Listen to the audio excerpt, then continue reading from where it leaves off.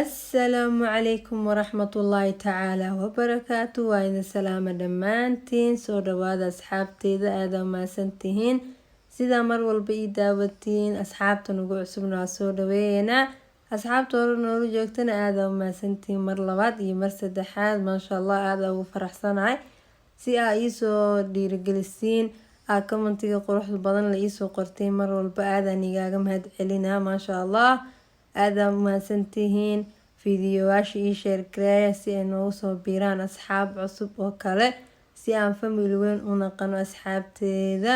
Maanta waxaan iigu soo talagalay alaab loogu talagalay in oo lagu jilciyo cirbaha qalalan oo si fiican liisho kugu noqdaan cirbaha. insha allah waxaan rajeynaa in aad uga heli doontiin oo aad uga faa'iideysan doontiin.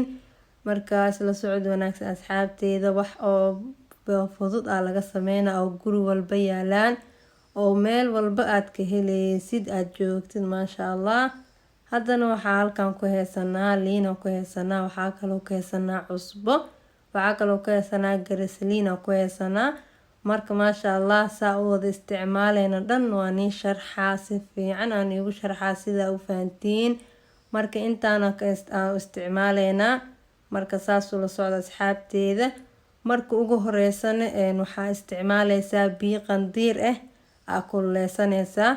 marka lugaha ilaa 30 daqiiqo aad dhex gashaneysaa si ay lugaha u jilcaan oo markaas cusbada iyo liinta aad ku xoqeysaa si fiican aad ugu xoqee si ay qolofaha iyo waxyaabaha qaleelka ay sida usoo degtaan oo qolofka dhan oo ugu soo dego.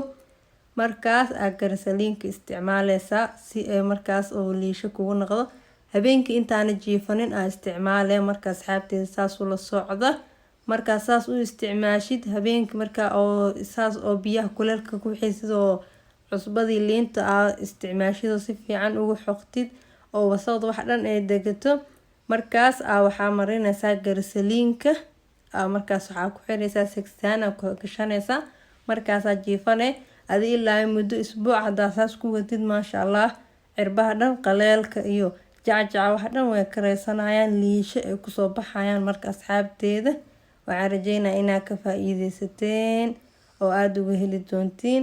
haddana liintii iyo cusbadii yaa isku darsaneynaa. marka saas u jeediin waa isku darsaneynaa simple waaye. liintii cusbada la isku daraa si fiican iskugu dhex qaseysaa. markaa si fiican iskugu dhex qasid oo diyaar ay kuu noqoto markaas waa diyaar waa marsan kartaa si fiican lugaha ugu xoqeysaa. marka asxaabteeda ka faa'iideysi wacan waxaan rajeynaa in mar walba aad ka faa'iideysatiin waxyaabaha aan idin soo galiyo fiidiyooga.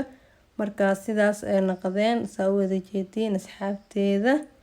marka maasha allah ka faa'iideysi wacan fiidiyooga hadaa ka heshidna noo sheer gareey. marka liinta qobkeeda leh cusbada intuu ku qaadatid si fiican cirbaha ugu xoqeysaa si ay markaas oo qolfaha ugu soo degtaan oo liisho kugu noqoto. garisliinkana waa kana u jeediin marka waxaas dhan marsatid oo aad qalajisatid cirbaha markaas marsane maxay ahaydoodayo segsaan gashaneysaa. segsaanta ku heesaneysaa. marka asxaabta waxaan rajeynaa inaad ka faa'iideydeen oo aadna u fahanteen si aan niigu sheegay. marka aad mahadsantihiin mar labaad iyo mar saddexaad. waxaan idinka tagaa fiidiyooga xigo anagoo nabad qabna insha allah. waxaa jeceshiin inaan iigu soo darana iigu soo qoro commentiga si aan iigu soo daro fiidiyoyaal kale oo aad jeceshihiin inaan kusoo daro. marka asxaabteeda isla socod wanaagsan insha allah fiidiyooga xigo.